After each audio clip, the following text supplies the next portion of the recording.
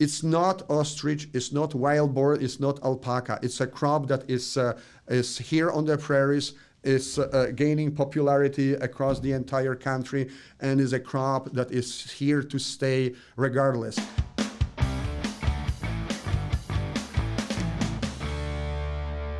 Hello, I'm Ken Coles, Executive Director of Farming Smarter, and welcome to the Farming Smarter podcast series.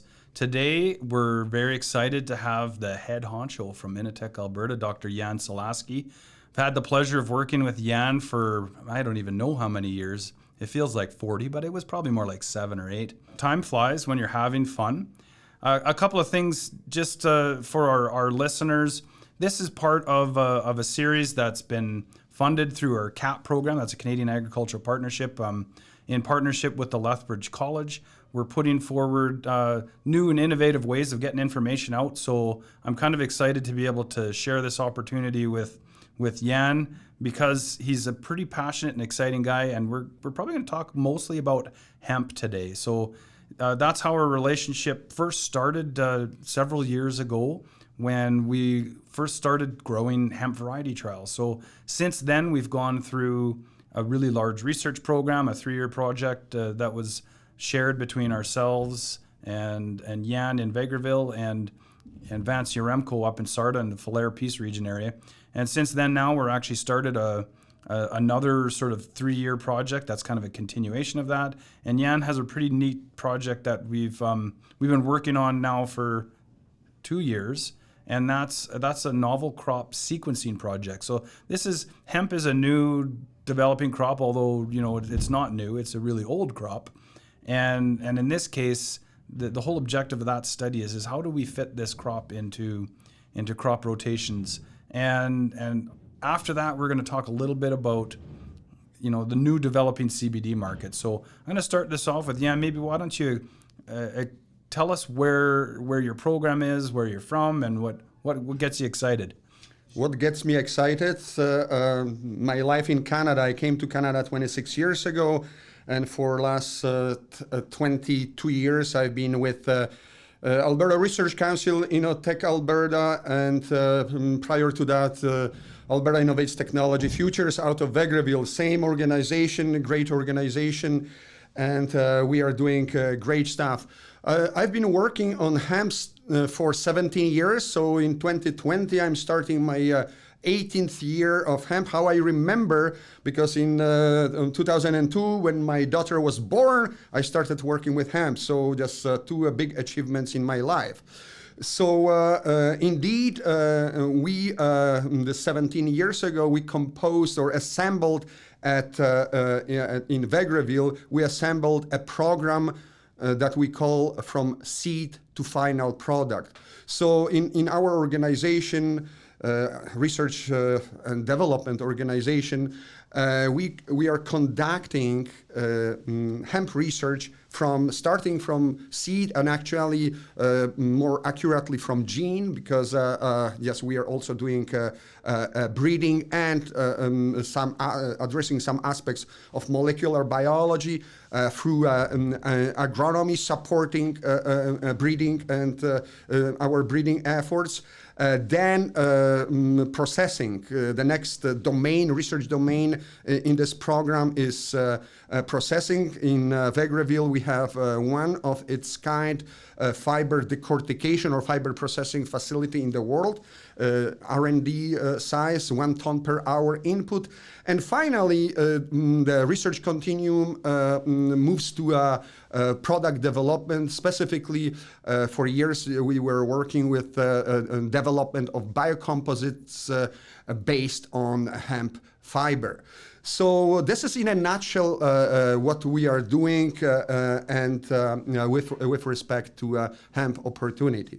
At the same time, I'm also just a director of the Canadian Hemp Trade Alliance, and it is perhaps worth mentioning that just like this organization develops and supports hemp industry in the country.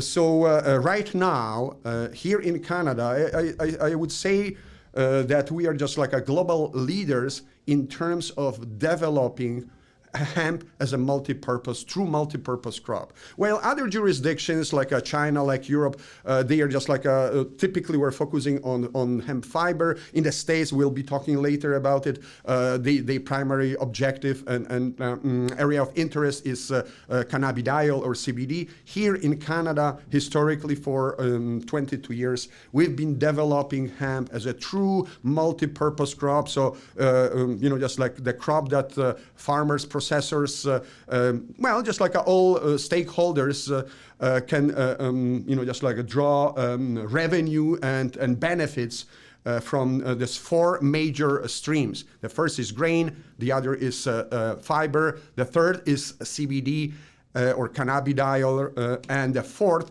is livestock feed. I will stop here, Ken. So hemp is obviously a really multi-purposed crop, and it's a pretty exciting crop. I know for Farming Smarter, we're always looking, and I hear this from growers, they're always looking for new crop options, and that's probably why we got involved with hemp in the first place. And so I can see that there's a lot of opportunity with hemp. Maybe we could take a step back and say, why hemp? And what's, I can remember you used to give me heck, you have to call it industrial hemp because we didn't want to get it confused with something else. But basically, why don't you explain what it is about hemp beyond the multi-uses, but the sort of the long-term objectives with the crop and what are the differences? And of course, we've had this new government legalize cannabis. So how does all of that fit together? Well, hemp is cannabis. So let's just like make it very, very clear to our listeners. Hemp is cannabis. As of, as you said, as of October 2018, the new Cannabis Act was implemented, introduced in the country. So both high THC cannabis, aka marijuana, pot, ganja. What do you use? What term you use? Wacky tobacco. My favorite is electric lettuce.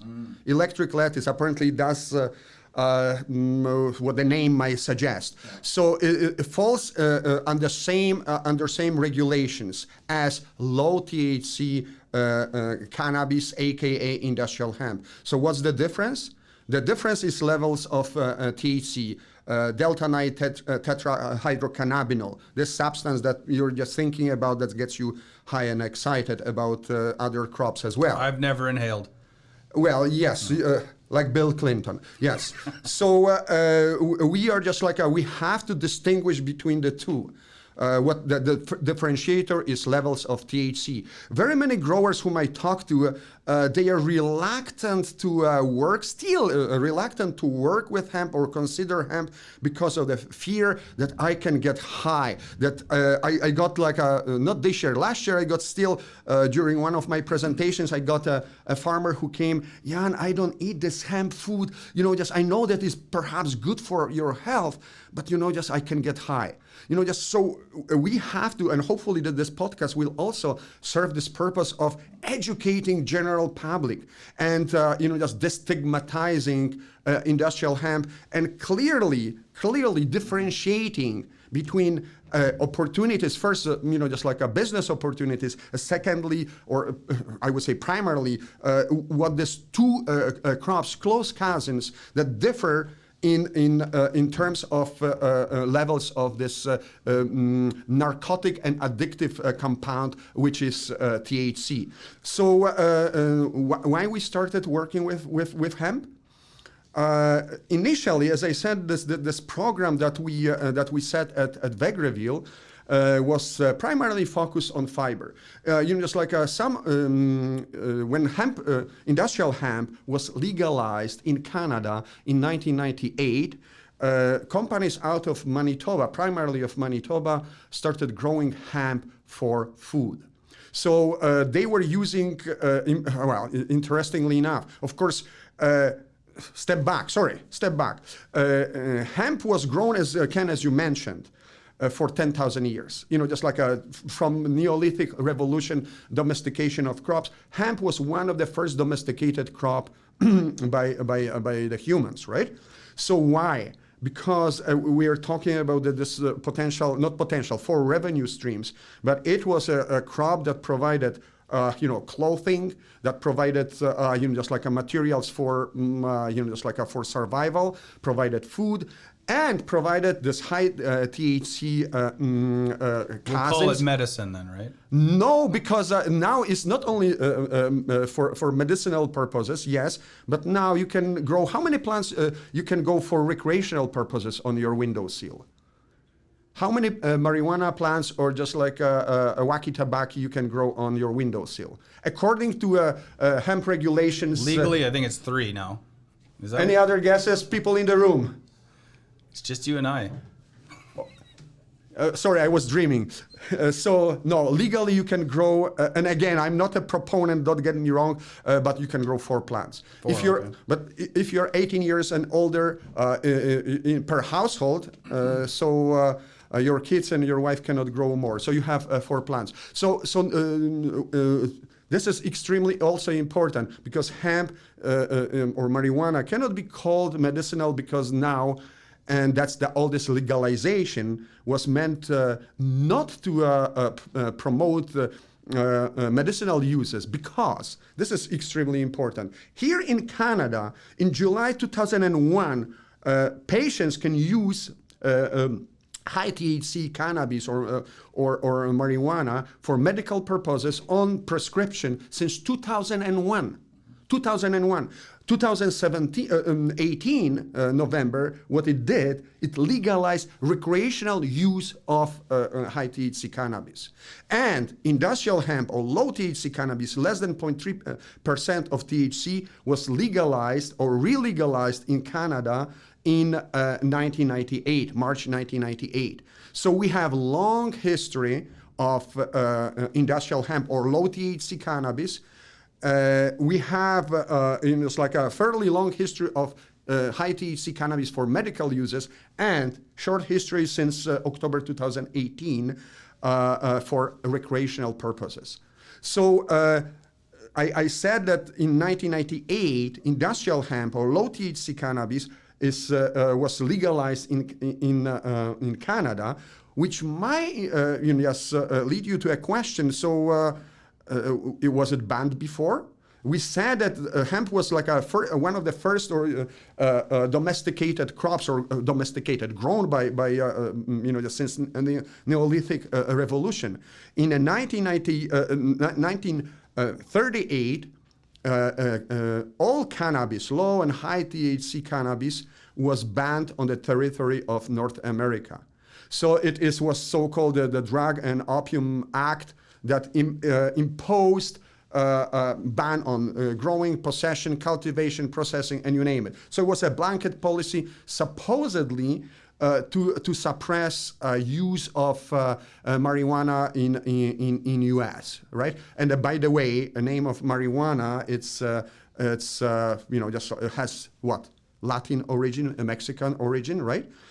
Is English equivalent is Mary Jane. If you among your just wacky tobacco and electric lettuce, some people refer to it as Mary Jane, right? So it's an equivalent of translation of marijuana.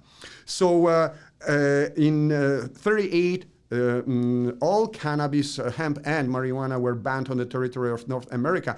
And in 1998, our government legalized industrial hemp for, industrial hemp means less than 0.3% THC, for technical or for cultivation in Canada under license, because hemp, industrial hemp or low THC cannabis and high THC cannabis, of course, are regulated crops, and they can be grown under license from Health Canada.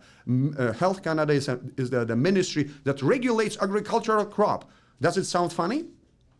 It's a little bit confusing. It is confusing because it is like this historical legacy. Right now, what we are just like trying to move this crop, if it has to be still looked at, we're trying to move. We means Canadian Hemp Trade Alliance.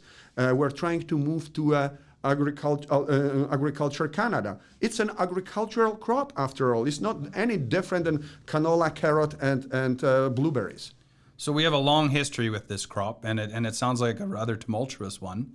And now things are changing again. So we've got this crop with all these end uses now, and you've been working on it for a number of years within Canada, and you said it was legalized back in 98, yet we're still seeing rather, I guess, limited adoption as a major crop in Western Canada. So what does this matter to farmers, and how does a farmer get involved with hemp without, say, losing his shirt or taking on too much risk? Because I know, as any novel crop, it seems to have this experience of everybody gets really excited about it, grows too much, and the price goes down, and then you get stuck with crops that you can't sell and so on. So for the general farmer who is looking for a new alternative, maybe explain a little bit of some of the steps he or she should take in getting involved with the industry and getting some experience with the crop.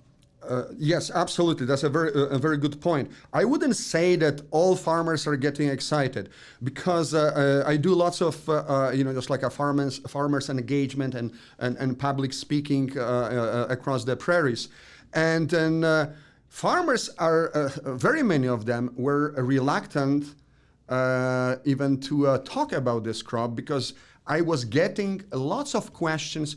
Hey, Jan, so this is another ostrich, this is another wild boar, this is another alpaca, just because in the past, apparently they had, quite a few of them, had very bad experience with adopting new technologies, just accepting or adopting new opportunities. Is it a fad or a niche type crop that comes yes, and goes? Yes, absolutely. So, and that's a very, very valid consideration. I'd say was a very valid consideration even 10 years ago. Mm-hmm. And let me tell you why.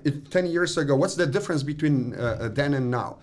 As I said, I work in Vegreville, and then I went to just when I started working with this crop, and I knew that, as I mentioned, that initially hemp in Canada was grown almost exclusively, if not exclusively, as for food. And I went to our health food store, and I asked, just, do you have any hemp products? And I remember it was on the very bottom shelf, covered with dust, few bags of hemp hearts, just like yes, we have something in here. Okay, I will ask you, Ken, and all our listeners to go to any major grocery store. Just go to a grocery store and check, not health food store, check, just like your cereals, check your, just shelves where, just hemp products, different products are displayed prominently. So the difference between then and now, between, just that we have, finally, we are just getting market intake. So there is a more and raising awareness of general customers about benefits, health benefits of hemp, as food. So that's a game changer. So this is public perception is getting better. It still is we are just like people have some reservations, as I mentioned before, but it's getting way better. So we have a driver, we have a reason, or farmers, as you ask, have a reason to grow hemp. And I would suggest or encourage that these days the customer demand organic product. So there is a good opportunity if you want to grow hemp, and if you want to sell this hemp for a premium price, consider going organic. Although, and we are talking about food, we'll be talking about other opportunities later on. So try to go grow organic, because you will be just, as I said, getting a premium price, and you will sell your crop. The second aspect is how to get to this industry. Start slow.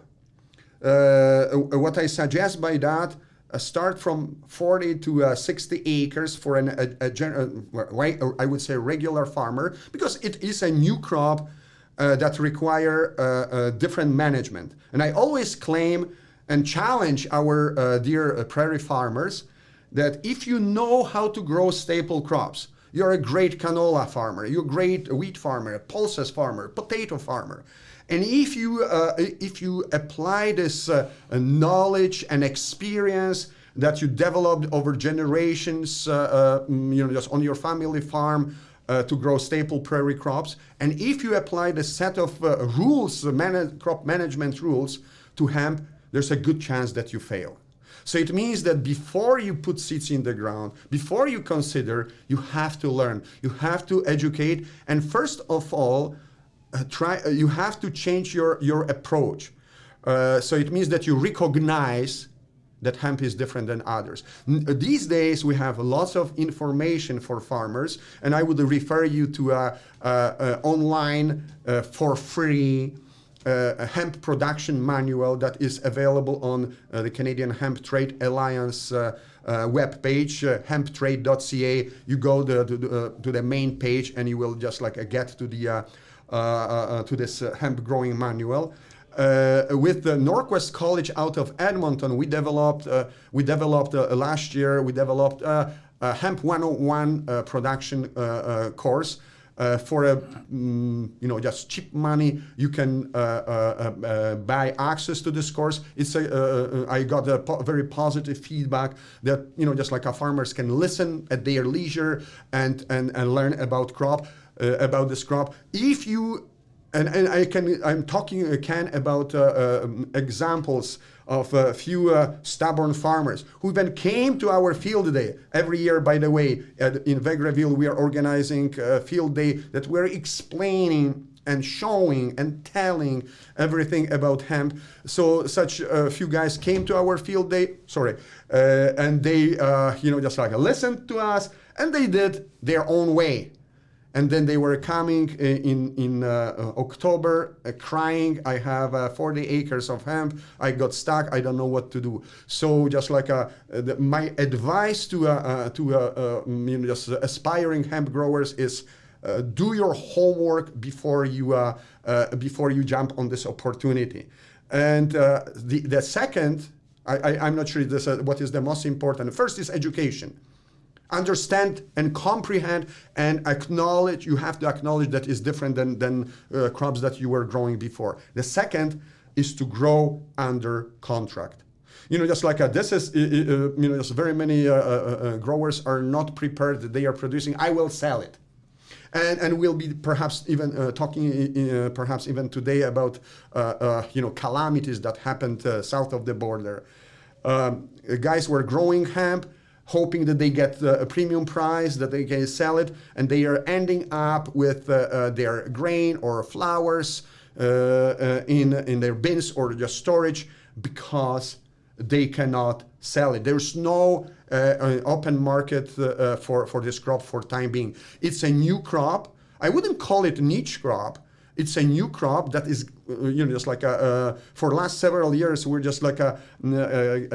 our industry or acreages were growing 20 to 30% annually. So we are past the stage of this ostrich and wild boars and alpacas. It is real. So get contract. This is absolutely critical. I will encourage you to get a contract. Start small. Typically I advise 40, 60 acres. If you fail for whatever reason, or if you don't get what you were hoping for, perhaps you can absorb this cost. If you are greedy and you've heard that farmers can make, as we've heard yesterday at our conference here in Lethbridge, then you can make $75,000 per acre from CBD. And if you see this dollar figures in your eyes, you will, I can guarantee that you will fail miserably if you don't contract it and if you don't know what you're doing. So one thing that I found was interesting and that I've learned over the years too is with a crop that has all these different end uses, there's actually different agronomy and different practices that we need to learn for each end market too. So maybe comment a little bit on some of the key differences on those different end uses. Yeah, it's a very good point, Ken. I mentioned that hemp for years, last 20 years, was grown almost exclusively, if not exclusively, for grain. Hence, as opposed to, as we said before, as opposed to China and Europe where hemp was grown for fiber. Here in Canada, hemp is grain. And we were just like for years the world leading exporter of hemp, grain and food products. So I distinguish two usage types of hemp, and the third usage type of hemp is in the works. The first usage type, you might guess, that is a grain type hemp varieties. And then you can just harvest that with a regular combine.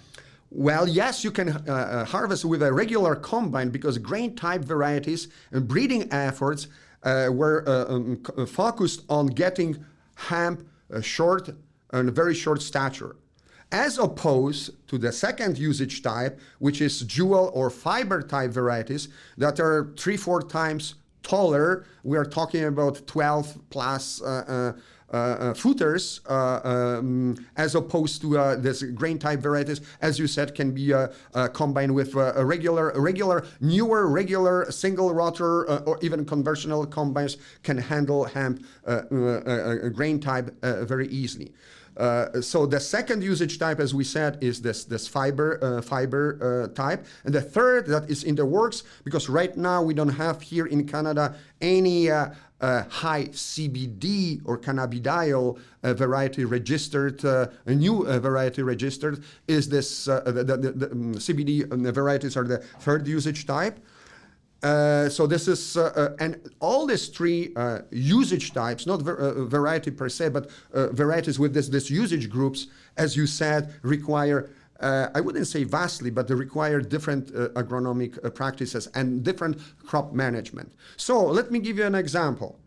Growing hemp for grain, you want to minimize length or just like a height of the stem, because you want to minimize volume of fiber that will be passing through your combine, right? Therefore, very many farmers delay seeding till late May, sometimes mid-June. I know few farmers who even planted this crop in July. Here in Alberta, central Alberta, July 16th. Can you imagine that? We don't have any other crop. I will give you $100 if you just show me the other crop that is seeded on July 16th and harvested in October, and you can make money on it, right? So it's this plasticity of this crop is phenomenal. So if you're growing for hemp, and we are talking about a seeding date, and of course a seeding rate is also like a factor when you're just growing for grain production. You have to, you don't have to seed very early. Actually, typically, is the last crop that is seeded by the growers. However, if you're seeding hemp for fiber, you have to try to seed as early as possible. Why? Because majority of varieties that we are having here registered in Canada are daylight sensitive. So it means that if you just seed early, varieties will be just growing taller because the flowering will be delayed, and hemp extend or elongates or grows taller and taller when just days start turning shorter in the beginning of July. So the rule of thumb, seeding for grain, you can delay or just like on purpose delay seeding. Growing for fiber, you have to seed as early as possible to get advantage of this daylight. And remember our studies that you were referring to during this introduction, that we just like tested the same variety tested by Ken in Lethbridge and by Cabal in Falaise, the same variety, grain type, fiber type variety, and other varieties as well, were 30% taller and produce 30% more fiber in the north. Why? Because they are having over an hour extra light, just like available during, just like early summer, late spring and early summer. So if weather is not a factor, the same variety, by virtue of getting extra light, is just yielding better in the north.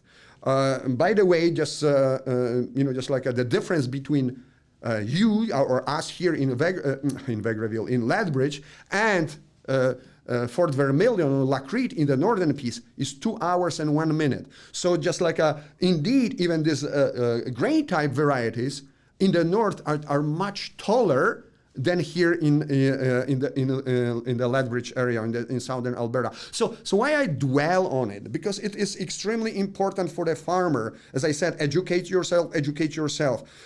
Just variety selection. You have to know what you're growing your crop for. It's fiber, it's grain, it's CBD, and make wise choice of a variety, and then adjust your agronomic practices accordingly. We're talking about this seeding date. Seeding rate is another factor that we have to consider, a farmer has to consider where growing hemp.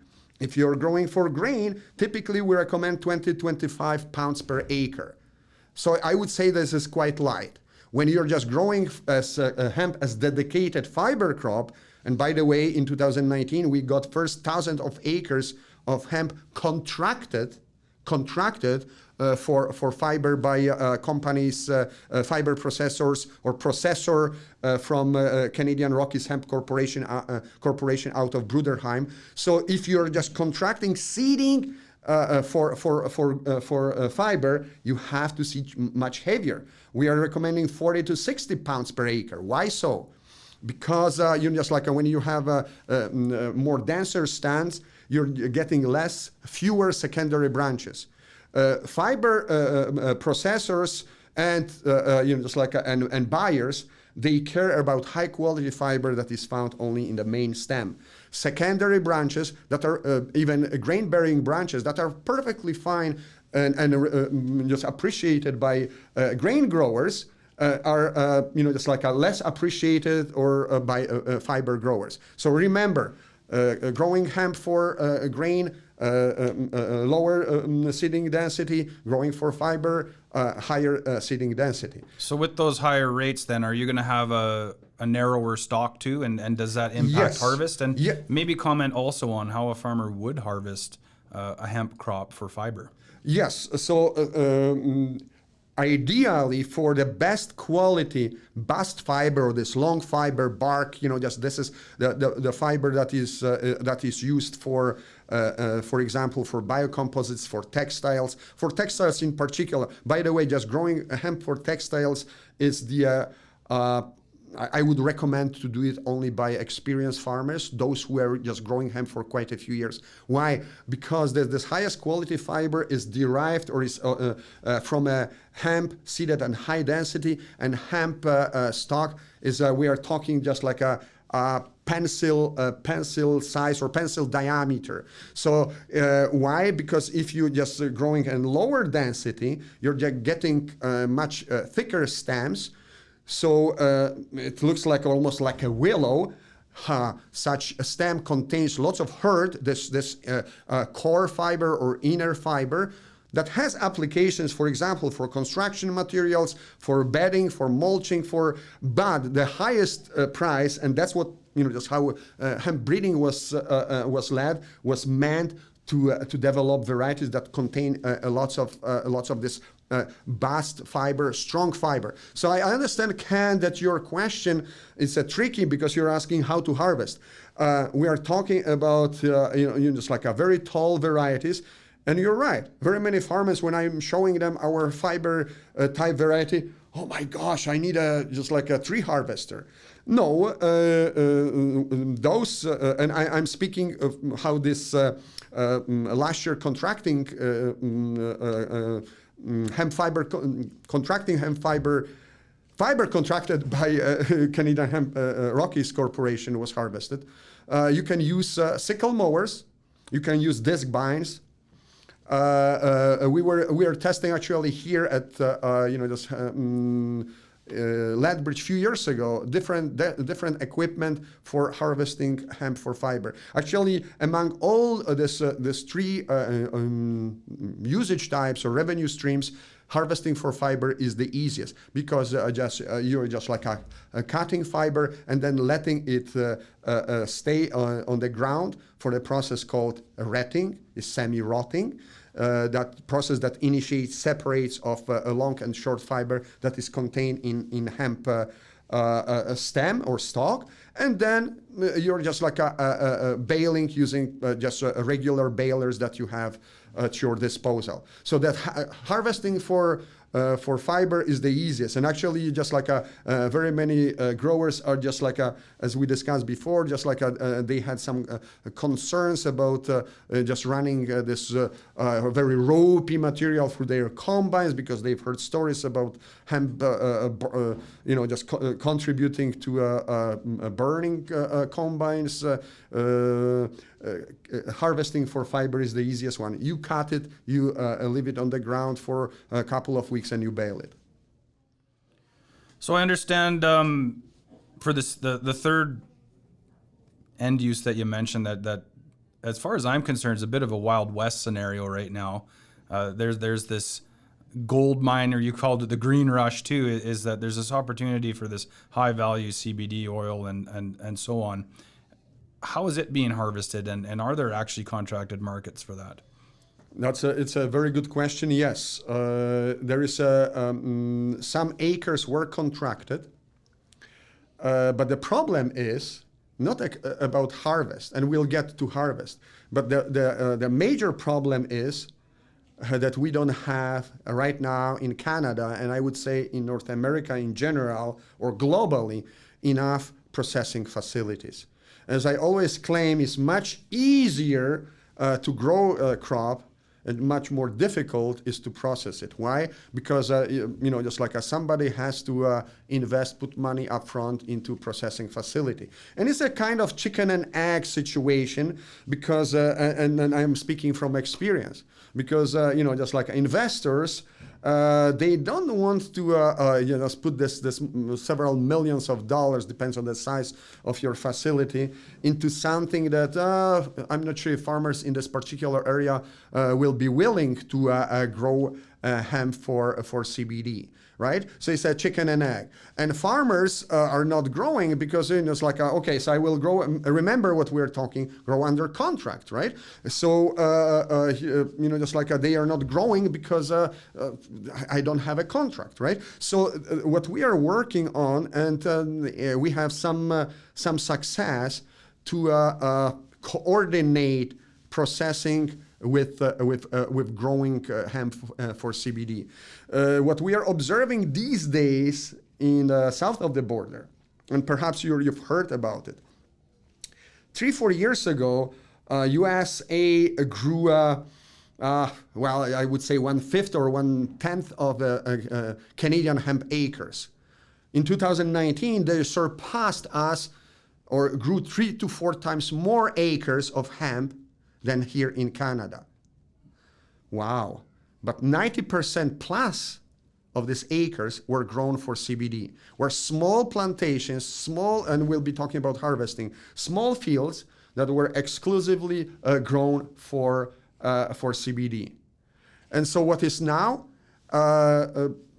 farmers, as I said, ended up with huge volumes of material that they were hoping to sell for top dollars. And now, since there is no processing infrastructure, they ended up with material that they cannot sell. That is, just like deteriorating or sitting there. I would say for years before it can be processed. And the best example is how CBD was priced in the States. Few months ago, just like before the harvest, let's say a year ago, it was priced roughly $5 per percent of CBD per pound. Right now, I checked 2 days ago, was 70 cents. 70 cents, and still farmers cannot sell it. So what I'm telling and advising our growers, don't put all eggs here in Canada in this CBD basket. It is tempting. It is potentially, you can make a lot of return per acre. Could be potentially phenomenal if you do the calculations on paper. However, just as I said, you have to have a contract, and you have a contract with a company that will buy it, because it's like we have lots of examples that contract is worth the paper that was written on, because guys are just like a processor are still not buying. So now just like giving this context of harvesting for CBD. Let's talk how to do it if you decide so. So there's a few ways of approaching this. Very many growers they want to de-risk their hemp operation, and they grow hemp for grain, and they collect chaff. So there is right now, and some of major growers in the Vegreville area, they are just growing thousands of acres. Literally, they had 6,000 acres of hemp, one farm, and collected chaff for processing. Typically, chaff contains around this 1%, sometimes 1.5%. If farmers condition chaff, and just I cannot tell you more because it's a proprietary, just like a technology for the time being. You can bump up a bit this levels of CBD. What's the advantage of this approach? Is that you have guaranteed revenue stream from grain. So if for whatever reason just you have problems with selling, or just like your material that is meant for CBD, you still have just revenue from grain. So this is like a bonus, if you will. The other option, and is gaining popularity, and I know that in 2019 quite a few growers were harvesting flowers, top portions of the hemp plant, and we are talking about this short or grain type varieties. They harvested flowers, and if you look around, there is a few implements that were developed to chop off or cut off the flowers and convey to grain trucks or just like carts flowers for further drying.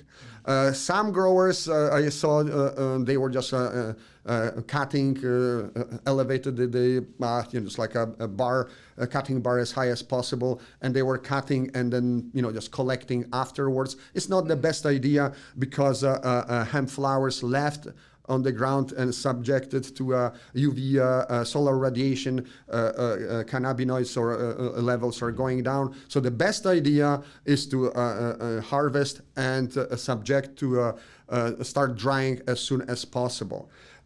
Drying is just like a very tricky process, because perhaps you've heard that cannabinoids are located in the structures on the flower and to a lesser extent on the leaf surface, the structures that are called trichomes. And they are very brittle when you just like handle material, particularly if plants just are a bit older, and then trichomes are more brittle. Typically, just 50% of trichomes are just knocked down during handling process. That includes harvest, that includes drying. So that is extremely important. And I know that some farmers try to dry on farm. And one was really hilarious. It told me that it was like, Jan, I got access to a tumble dryer, so it will be a few minutes and it will be dry. I said, that's really, really great. You will dry very quickly. You will get biomass deprived from CBD. All CBD, all trichomes will end up on your floor in a form of dust. So it has to be a gentle drying and just not abrasive, if you will. So it sounds to me like there's a lot of work to be done in sorting that out. But I've also heard that some farmers are just straight baling. Yes, they are straight baling, and this is and actually, Ken, this is really funny. This morning I got an email, and a farmer wants to sell me 400 bales for CBD. Go for it.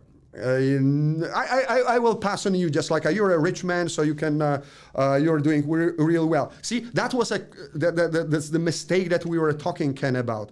grow under contract. Just why I should buy something that just like that is baled. And mind you, when the processors are buying, they want to buy flowers or just like a chaff. They don't want to buy this ropey or just like a fibrous material, because that their processing facilities are not meant for that. And we also two more points. One, and this is what I'm getting lots of questions, Jan, when to harvest for CBD? Farmers are just calling me from even from the States. Is it ready? Is it ready? How should I know? Just as I said, just depends when you see that. What was your weather pattern? And our studies, and we at Vegreville, we conducted for 5-year studies showing that CBD content, and I'm not talking what is in what gets to the processor. Content in the flowers or top parts of the crop depends on variety. It depends on environment. We had just like a vastly different weather patterns over the last few years: wet, dry, snow, cold, you name it. All these environmental factors affected CBD or other cannabinoids content. Why? Because these compounds are synthesized by the plants in response to stresses, in response to protect plants against just like stresses. So weather is extremely critical factor in what is can be found in plant. So an obvious new frontier for research there. Absolutely, and as I said, we are just collecting, and with your assistance, collecting a database of how environment or weather patterns affect. And the third component of what's in plant: genetics, environment, and the third is management. What I mean by in-crop management, what I mean fertility, that's studies that we are conducting right now. Yep. Just how different fertility levels, how different forms of fertilizers affect cannabinoids, but also from the management point of view, perhaps this is one of the most important, is when you harvest. Just like we said that environment and genetics affects cannabinoids levels and CBD levels and other minor cannabinoids as well, but also when you harvest. And again, it says there's no rule of thumb. Depends on variety and depends on weather pattern. From our studies, it's evident that in 1 year, there's a variety, let's say Katani, reached a peak in, let's say, in mid-August. The other year it was in September. Some varieties, when we had like a long and warm fall, they reached a peak of CBD at the grain harvest. So absolutely, the research. Surprise! There's no rule of thumb in agriculture. Well, and in particular in such, because just when we're talking about grain, it's more predictable. Yeah. In here, because it's a secondary metabolite that is synthesized by plants in response to different factors. There is no rule of thumb. So farmers, growers have to be really aware of that and adjust their practices accordingly. I know that some farmers, and we are developing in-field tests, something that will be quick, just because you may hit the sweet spot and will be 3 days of difference. So some farmers are testing like bricks, equivalent of bricks, when my sugars or when my cannabinoids reach the peak. Okay, make a business decision harvesting. And since I know that you want to say something, but before I let you just continue, I will just mention we're talking about farming equipment, harvesting equipment. And of course, just like south of the border, vast majority of hemp for CBD is grown and is handled or managed manually. Small plots, few acres, from half an acre to a few plots, transplanted manually. I call it orchard style maintenance, where each plant is transplanted, grown in a greenhouse or indoor transplanted. You were talking about spacing, 30,000 plants per or less per hectare. So it's like literally first time years ago when I saw this plantation. I said, well, that's a black currant orchard. No, it's hemp. So it's why? Because just they are allowing. We are talking about differences seeding density between grain and fiber. They allow to have these bushy plants with multiple buds on them. And plants that are manually harvested, just like snipped off at the, and then guess what? I saw it, just like in the States several times. Move to the drying shack like they did in with tobacco, and drying in just to minimize losses of trichomes, minimize losses of.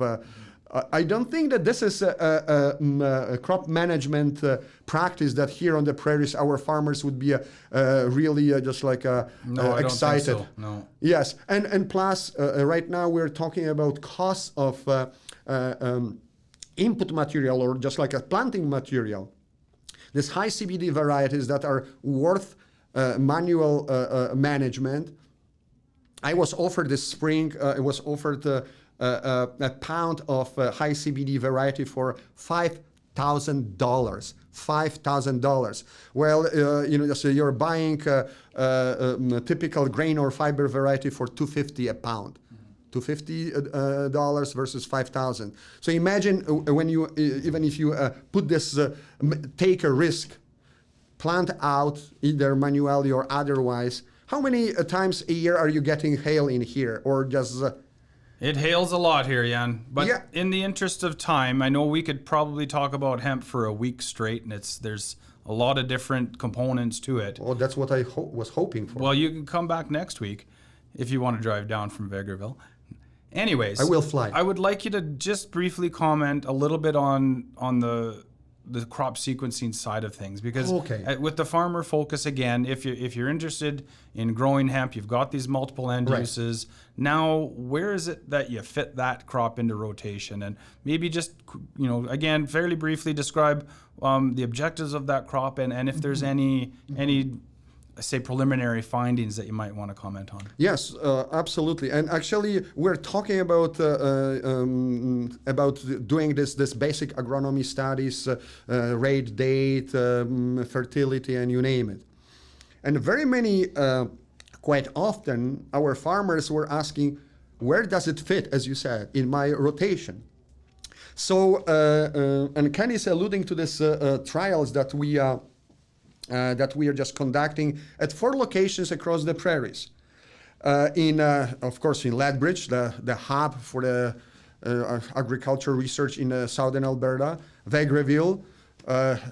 We are just ruling the central Alberta, and Sarda in the north. And we have also a site in Indian Head in Saskatchewan. Why we are having this 4 locations? Because crop rotations are options, cropping options among these 4 locations are quite different. So what we did to answer this very important and valid question, we selected 8 crops that are predominantly planted in a given just production area. 4 staple crops, if you will, and 4 novel crops. So, Ken, do you remember what crops are you growing in here in Lethbridge? I think for us, we've got the hemp, quinoa, corn, dry beans. As this novel crops. As the novel crops. And for your staple crops are? So we've got the wheat, barley, peas, and lentils, I think it is. Okay. See, that's a very good point, because that's what you're growing here. In Vegreville, for example, we don't grow dry beans, so we have quinoa, we have hemp, we have flax, and we have faba bean, right? There's crops that are just relevant for the growers. So by doing this I would say site-specific, just like a set of dealing with site-specific set of crops, we are answering and providing answer to questions that are asked in a given area. Extremely important. So what we are learning, we are in the first year, or just first full year of this crop sequencing. We are not calling crop rotation. which is we are talking about crop sequencing, because by doing this sequencing approach, we're getting much more robust, if you will, set a package of information. We have 8 crops, and these 8 crops are just seeded were seeded the last spring. Were seeded in stubble of the same 8 crops. So it means that we had canola on canola, canola on barley, canola on hemp, canola on flax, and so on and so forth. So that way we are just getting a great information. Again, zone specific. What we are seeing, and what we were hearing before, and that's what prior this commencement of this project, we're advising, don't seed hemp after canola. Just like in central Alberta and anywhere else, just like why canola and hemp, they share some of diseases, sclerotinia being the most important. The other, this is the most canola as non-mycorrhizal crop also leaves, just like a stand for hemp that is, particularly this fiber type varieties. They are just heavy nutrient users, just like leaves poorer stand. However, we are also now observing, I don't have numerical data from our side from 2019, from our observations is that we are seeing some perhaps allelopathic just like interactions. We noticed, again, I'm talking about the visual numbers are being crunched, so next week we can talk about the numbers. No, next month. Not next week. So definitely, and it doesn't come as a surprise, we are seeing that faba bean leaves a great stand for hemp. Why? As you know, faba bean leaves 50% more nitrogen than, for example, field peas, right? Mm-hmm. So we are also seeing that hemp grown in quinoa, in flax, crops that are not very competitive, just like a farmers may experience if hemp is not controlled in the next year, they might be seeing volunteer crops in this less competitive stance. What else? Do you have any observations from your fields? Our observations are not dissimilar from yours. I think any of the pulse crops, the hemp seemed to do quite well. The canola was, I think, a bit of an issue, not just because of allelopathic, which is when the plant actually, damages the other seedling. In our case, I think we had volunteer issues because snow in the fall, you have lots of volunteer canola, and it kind of chokes out the crop. The only other interesting thing that we saw was that based on when you're able to control weeds in the spring, we actually had some hemp escapes. So in our pea crop, we had a lot of hemp volunteers that seemed to survive an Odyssey application, which was interesting. But I think at this point, though, Jan, I want to thank you for coming down. And I know the time goes by quickly when we're talking about hemp, but we could have a follow-up discussion on this one, I'm sure, down the road.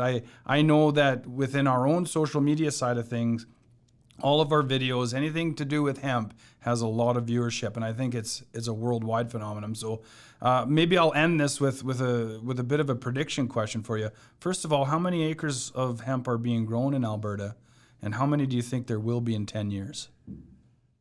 Again, means the Canadian Hemp Trade Alliance, which is a Canadian organization. We are predicting that in a couple of years, hemp will be a 1 billion crop with 500,000 acres, between 400,000 and 500,000 acres grown for grain, fiber, cannabinoids, and residual grain will be used for as livestock feed.